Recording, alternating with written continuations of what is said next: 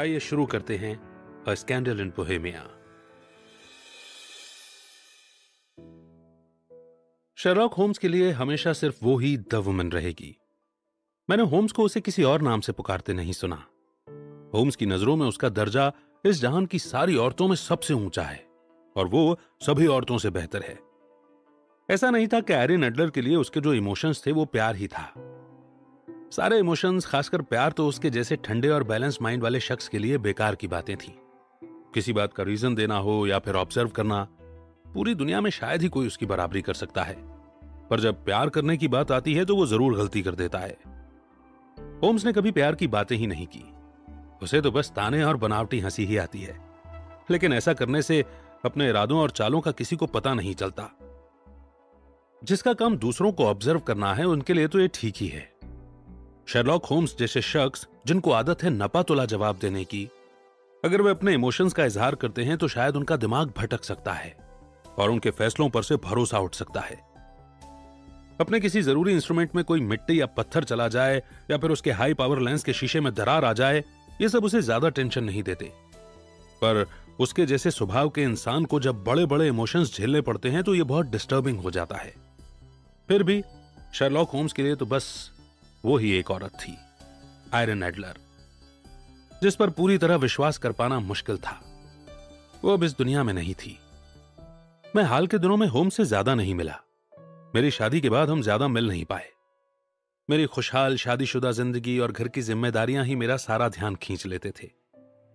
दूसरी तरफ होम्स, जिसका दिल बोहेमियन है, उसे सोसाइटी की किसी भी बातों में कोई दिलचस्पी नहीं थी। वो तो बेकर स्ट्रीट के हमारे लॉज में अपने किताबों के नीचे दबा रहता होगा। हफ्तों तक बारी बारी से कोकीन और अपने एम्बिशन के बीच घिरा रहता होगा। कभी ड्रग के नशे में तो कभी अपने काम के जोश और जुनून में। उसे आज भी क्राइम को स्टडी करना बहुत ज्यादा अट्रैक्ट करता है। वो अपने एक्सपीरियंस और ऑब्जर्व करने की एक्स्ट्रा ऑर्डिनरी पावर का इस्तेमाल उन क्लूज को सुलझाने में और उन रहस्यों से पर्दा हटाने में करता है जिसमें पुलिस भी नाकाम हो जाती है। कई बार मैंने अजीब से केस में होम्स का नाम जुड़ने की खबर को सुना है। इनमें थे ट्रेप ऑफ मर्डर, त्रिंकोमाली के एटकिंसन भाइयों का केस और आखिर में हॉलैंड के राज परिवार का वो मिशन जिसे उसने बहुत सावधानी से और सक्सेसफुली पूरा किया। होम्स की इन्हीं बातों को मैंने डेली प्रेस न्यूज़पेपर के रीडर्स के लिए शेयर किया था। फिर भी मुझे मेरे पुराने दोस्त होम्स की इन एक्टिविटीज को छोड़कर उसके बारे में कोई बात नहीं मालूम। 20 मार्च 1988 की रात को जब मैं अपने पेशेंट के घर से लौट रहा था, मैंने सिविल प्रैक्टिस शुरू कर दी थी। मेरे रास्ते में बेकर स्ट्रीट पड़ता था। मैं वहां एक जाने पहचाने दरवाजे के पास से गुजरा। ये दरवाजा मेरे दिमाग में हमेशा मेरे फ्लर्ट करने के दिनों से और साथ में स्टडी इन स्कारलेट केस के डरावने हादसे से जुड़ा हुआ है। इस जगह से गुजरते हुए मुझे होम्स से दोबारा मिलने की बहुत इच्छा हुई। मुझे यह भी तो जानना था कि वो अपने एक्स्ट्रा ऑर्डिनरी पावर का यूज कहां कर रहा है। मैं उसके कमरे में पहुंचा तो देखा कि कमरे में लाइट से बहुत उजाला था। जैसे ही मैंने अपनी नजरें उठाई, उसके लंबे और पतले शरीर को डार्क कपड़ों में पर्दे के आगे से 2 बार इधर से उधर करते देखा। वो अपने कमरे में जल्दी जल्दी और बेचैनी से इधर उधर घूम रहा था। उसका सिर उसकी छाती पर था और उसने अपने दोनों हाथ कमर के पीछे बांध रखे थे। मुझे उसके हर मूड और हैबिट के बारे में पता है। उसके एटीट्यूड और आदतें अपनी कहानी खुद बयान करते हैं। लगता था वो दोबारा काम पर लग गया था। वो अपने नशे से निकलकर किसी नए प्रॉब्लम को लेकर बिजी था। मैंने डोरबेल बजाया और मुझे उसी कमरे में बैठाया गया जो कभी मेरा कमरा हुआ करता था। उसके हाव भाव में कोई गर्मजोशी, कोई अपनापन नहीं था। वो तो खैर वैसे भी नहीं होता है, पर मुझे लगता है कि मुझे देखकर वो खुश था।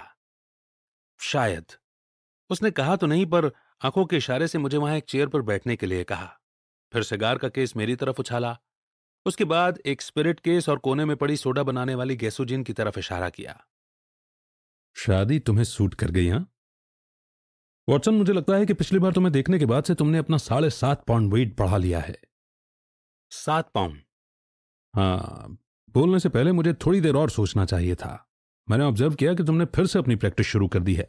तुमने मुझे पहले नहीं बताया कि तुम वापस अपना काम शुरू करना चाहते थे। अरे, तुम्हें कैसे पता चला? मैं पहले देखता हूं फिर नतीजे पर आता हूं। अच्छा, मुझे कैसे पता चला कि तुम रोज भीग जाते हो और तुम्हारी नौकरानी बहुत ही आलसी और अनाड़ी है? मेरे प्यारे होम्स, ये बहुत ज्यादा हो गया। हाँ, ये बात सच है कि थर्सडे को मैं शहर से दूर गया था। वॉक करने के लिए, और मैं बड़ी ही गंदी हालत में घर लौटा था। लेकिन मैंने तो कपड़े बदल लिए हैं। मैं इमेजिन नहीं कर पा रहा कि तुम्हें ये सब कैसे पता चल गया। हमारी नौकरानी मैरी जेन में वाकई कोई सुधार नहीं हुआ है, इसलिए मेरी वाइफ ने उसे नोटिस दिया है। लेकिन मैं नहीं समझ पा रहा कि तुमने इसके बारे में कैसे पता किया। वो हंसा और अपने लंबे हाथों को आपस में रगड़ा। ये तो बड़ा सिंपल है। मैंने देखा कि तुम्हारे लेफ्ट जूते के किनारे लेदर में जहां आग की रोशनी पड़े तो चमकती है, वहां लगभग 6 कट्स लगे हुए हैं। इससे साफ जाहिर है कि किसी ने तुम्हारे जूतों के सोल को साफ करने के लिए बहुत घिसा है। देखो, इससे मुझे 2 बातें एक साथ पता चल गई। एक तो ये कि तुम बुरे मौसम में कहीं गए थे, और दूसरा ये कि जूतों में स्लिट होना लंदन की पागल नौकरानी का ही काम हो सकता है। तुम्हारी प्रैक्टिस की बात करें तो अगर एक जेंटलमैन मेरे कमरे में आइडोफोम का स्मेल लेकर आता है, उसकी राइट हैंड की पहली उंगली में सिल्वर नाइट्रेट का काला धब्बा लगा हुआ है और उसकी टोपी की राइट साइड उठी हुई है जहां उसने अपना स्टेथोस्कोप छुपा रखा है, तो मैं एक ढीला इंसान ही कहलाऊंगा अगर मैं ये भी नहीं बता पाया कि ऐसा शख्स मेडिकल प्रोफेशन में एक्टिवली काम कर रहा है। उसने जितनी आसानी से नतीजा निकालने की प्रोसेस के बारे में समझाया, मैं अपनी हंसी नहीं रोक पाया। जब मैं तुम्हारे रीजंस को सुनता हूं तो मुझे ऐसा लगता है कि ये इतना ज्यादा सिंपल था कि मैं खुद ही इसे कर लेता। पर जब भी तुम अपने रीजंस को एक एक करके बताते जाते हो, मैं तब तक हैरान रहता हूं जब तक तुम अपनी प्रोसेस को एक्सप्लेन नहीं कर देते। फिर भी मुझे लगता है कि मेरी नजरें भी तुम्हारी तरह ही तेज हैं। है तो। उसने सिगरेट जलाते हुए और सोफे पर बैठते हुए कहा। यू सी, तुम बस ऑब्जर्व नहीं करते। फर्क तो साफ है। एग्जाम्पल के लिए यहाँ की सीढ़ियां जिसको तुमने बहुत बार देखा है। हाँ, बहुत बार। कितनी बार? वेल, शायद कई 100 बार। तो उसमें कितने स्टेप्स हैं? कितने हैं मुझे नहीं पता। यही तो, तुमने ऑब्जर्व ही नहीं किया जबकि तुमने सीढ़ियों को देखा है। मेरा पॉइंट यही है कि मुझे तो पता है वहां 19 स्टेप्स हैं, क्योंकि मैंने उसे देखा भी है और ऑब्जर्व भी किया है। बाय द वे, क्योंकि इन छोटे छोटे प्रॉब्लम्स में तुम्हारा इंटरेस्ट है और तुमने मेरे कुछ छोटे केस में घटनाओं को अच्छी तरह से लिखा था, इसलिए मुझे लगता है कि तुम्हें इसमें भी इंटरेस्ट आएगा। उसने टेबल पर रखी एक मोटी पिंक कलर की नोट पेपर को उछाला और कहा, ये पिछले पोस्ट में आया था, इसे जोर से पढ़ो। उस नोट में कहीं कोई तारीख नहीं लिखी थी और न ही उसमें कोई एड्रेस और सिग्नेचर था। आज रात को आपको कुछ करना होगा। 7:45 एक जेंटलमैन आपसे एक इंपॉर्टेंट मैटर को लेकर कंसल्ट करना चाहते हैं। आपने हाल में यूरोप के एक राजघराने में जो सर्विस दी थी, उससे यह पता चलता है कि आप पर आसानी से ज्यादा इंपॉर्टेंट मैटर्स पर भी भरोसा किया जा सकता है। आपके बारे में यही बात हमने चारों ओर से सुनी है। आप उस वक्त अपने चैम्बर में ही रहना, और अगर आपके विजिटर ने मास्क पहना हो तो उसे गलत ना समझें। यह तो वाकई एक मिस्ट्री है। तुम्हें क्या लगता है, इसका मतलब क्या है? मेरे पास कोई डेटा नहीं है। डेटा मिलने के पहले ही अंदाज लगाना बहुत बड़ी गलती है। अनजाने में ही लोग सच्चाई को तोड़ मरोड़ देते हैं अपनी थ्योरी को सच बनाने के लिए, बजाय इसके कि वो सच के लिए अपनी थ्योरी बनाए। लेकिन इस नोट को देखो, इससे क्या बात समझ में आई? मैंने नोट में लिखे हैंडराइटिंग को ध्यान से देखा और उस पेपर को भी। जिस शख्स ने इसे लिखा है वो शायद अमीर है। मैंने अपने दोस्त के प्रोसेस को कॉपी करने की कोशिश करते हुए कहा था। ऐसा पेपर हर कोई नहीं खरीद सकता। यह कड़क और स्ट्रांग था, बिल्कुल अलग। बिल्कुल अलग, यही तो बात है। ये यहां का पेपर नहीं है, जरा इसे लाइट में देखना। मैंने वैसा ही किया और देखा कि इस पर कैपिटल ई, स्मॉल जी, ए, पी और फिर कैपिटल जी के साथ स्मॉल टी पेपर पर बना हुआ है। इससे तुमने क्या समझा? इस पेपर को जिसने बनाया है शायद उसका नाम है या फिर उस शख्स का मोनोग्राम। बिल्कुल नहीं। जीटी का मतलब है जेसलशैफ्ट, जिसका जर्मन में मतलब है कंपनी। ये वैसा ही है जैसे हम सीओ लिखते हैं, और बेशक पी का मतलब है पेपियर। अब ईजी को कॉन्टिनेंटल गैजेटियर में ढूंढते हैं। एग्रिया, हाँ, ईजी एग्रिया ही है। यह जर्मन भाषा में बोलने वाली बोहेमिया की एक छोटी सी कंट्री है। वो तो वेलेंस्टीन के डेथ सीन की जगह है, और ढेर सारे ग्लास फैक्ट्रीज और पेपर मिल्स की। मेरे दोस्त, इसका क्या मतलब निकाला तुमने? उसकी आंखें चमकने लगीं और उसने अपने सिगरेट से धुएं का छल्ला उड़ाया। पेपर बोहेमिया में बना है। यकीनन, और जिस शख्स ने नोट लिखा है वो जर्मन है। क्या तुमने सेंटेंस बनाने के इस अजीब से तरीके को नोटिस किया?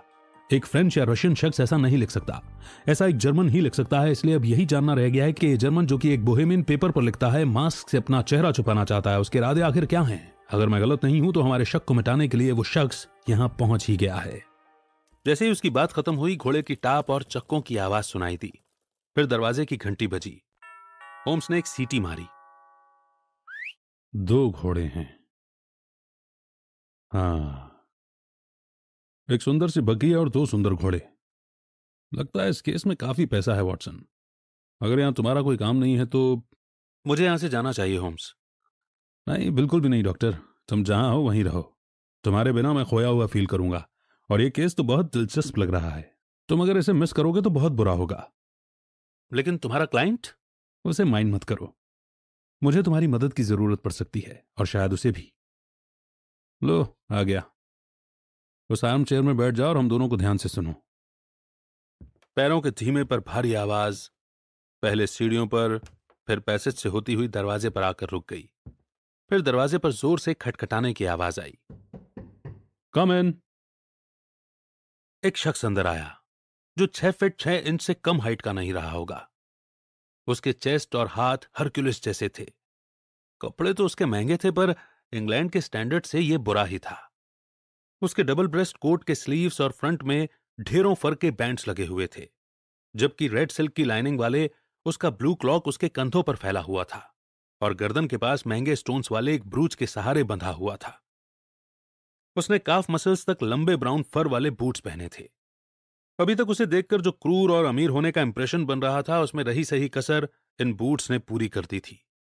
एक मोटे किनारे वाले हैट को उसने अपने हाथों में ले रखा था। अपने चेहरे के ऊपर के हिस्से को एक काले मास्क से ढका हुआ था।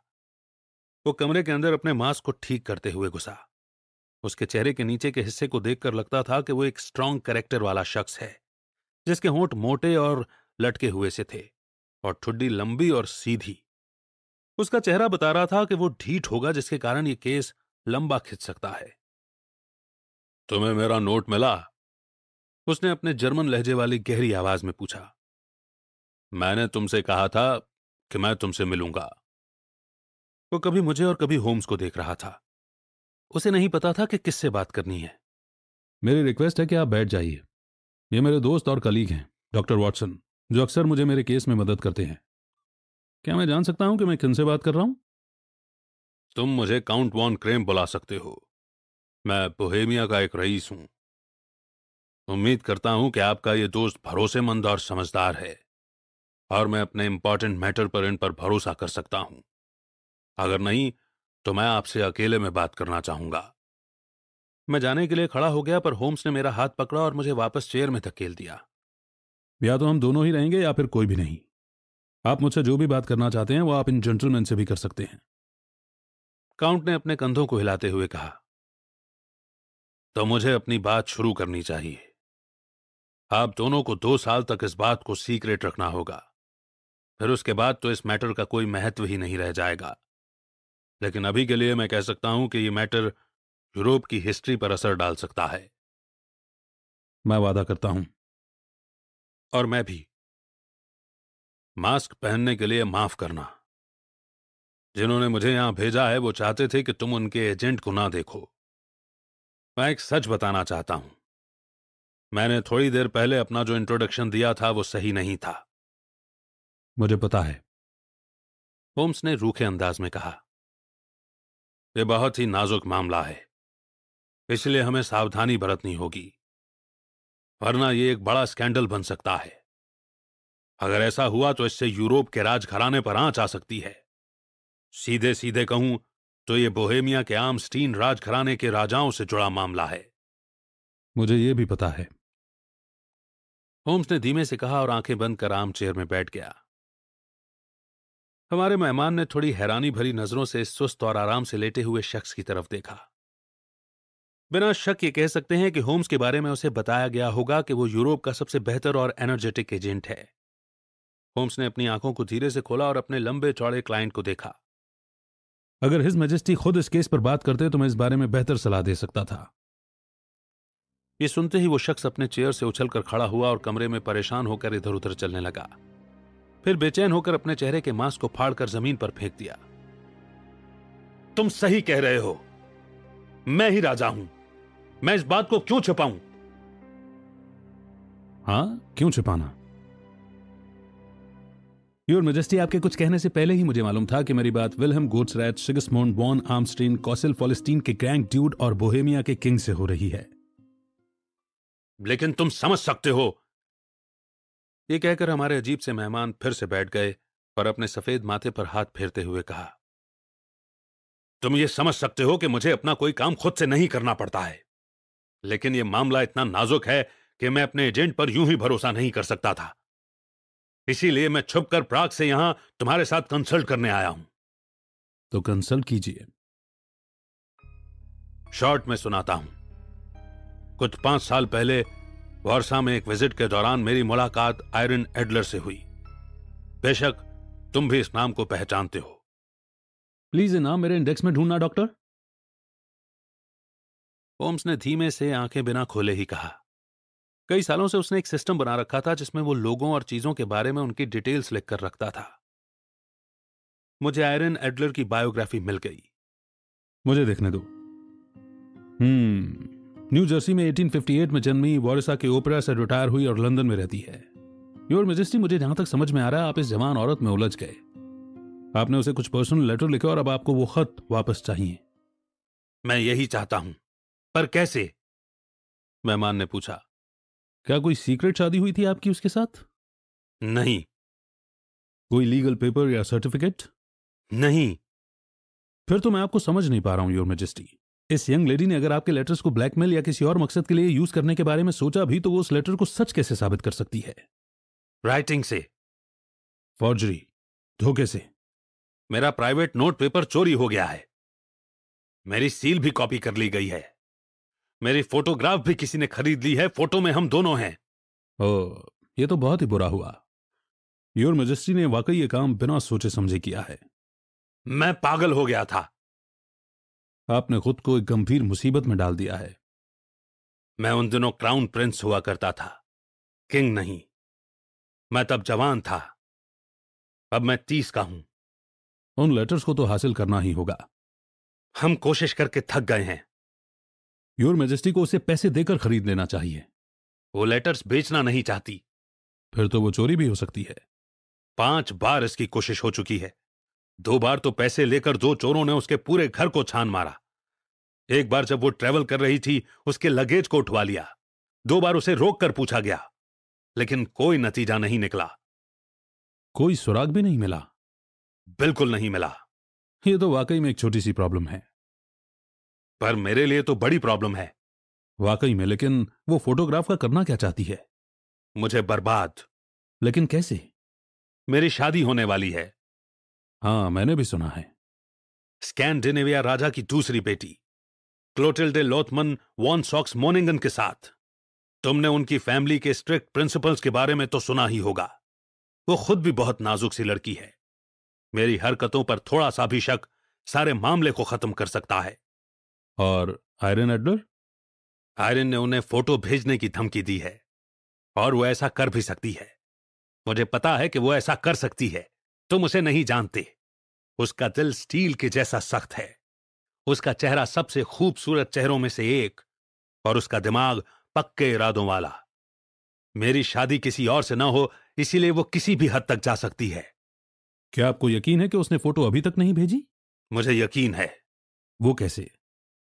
क्योंकि उसने कहा था वो फोटो उस दिन भेजेगी जिस दिन पब्लिक में मेरे एंगेजमेंट की बात आएगी, और वो दिन अगले मंडे को है।